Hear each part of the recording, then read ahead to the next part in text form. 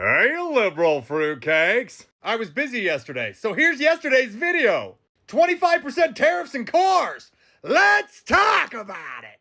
So the Trump administration is placing tariffs on all cars imported as well as car parts imported into the United States. This is a 25% tariff blanket across the board of the industry. Now, outside of the countries that are concerned about these tariffs who actually import and export cars substantially, I've seen a couple of American dealerships be nervous about it. Now, I should clarify that it's not dealerships, but it's sellers of vehicles at dealerships, saying that this is gonna be bad for America! No, this is gonna be bad for his sales numbers, at least in a short term. So let's look at a couple of things, shall we? The United States purchases 15 to 17 million brand new cars every single year, with around 36 million to 40 million used cars sold every year. Now let's compare that to Canada, the UK, and the EU.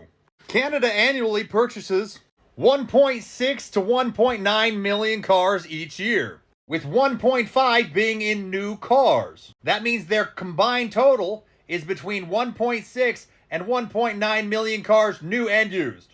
The UK purchases 2.2 to 2.5 million cars every year. That's new and used, with 1.5 to 2 million being in new cars. And the EU purchases 13 to 14 million brand new cars every year, with their total new and used cars being 20 million cars. So if you guys paid attention to those numbers, the United States in new and used cars buy more cars than all of those places combined. That's Canada, the UK, and the entirety of the EU. Out of all cars purchased, imports equal about 50% of the United States' total cars purchased, with between 8 and 10 million cars imported into the United States every single year. Now, with us being the largest purchaser and user of vehicles in the world, why would we not want these car companies producing those vehicles in the United States? If it is a market that is substantially propped up by the United States, why would we not want to be the controlling interest in that market? That's where tariffs come into place, because it would allow us to bring jobs back to the United States in the car manufacturing industry, of which we are the largest piece of that pie. Now, there are a lot of companies that are already moving manufacturing back into the United States. But here's what a lot of people fail to realize. Those companies don't have to move out of those countries. Why don't they just make the cars that they're going to sell to Americans in America?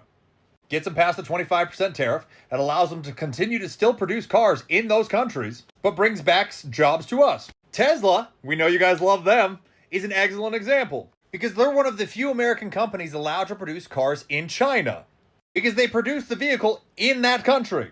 And that's what we want for America, considering we are more than 50% of the market share between Canada, the UK, and the EU. And I am a true believer that if we are the largest market share of a particular industry, we should be producing more of that industry across the board. Let's bring jobs back to America, and let's bring back those lovely little stickers saying Made in America. Then the tariffs won't affect it.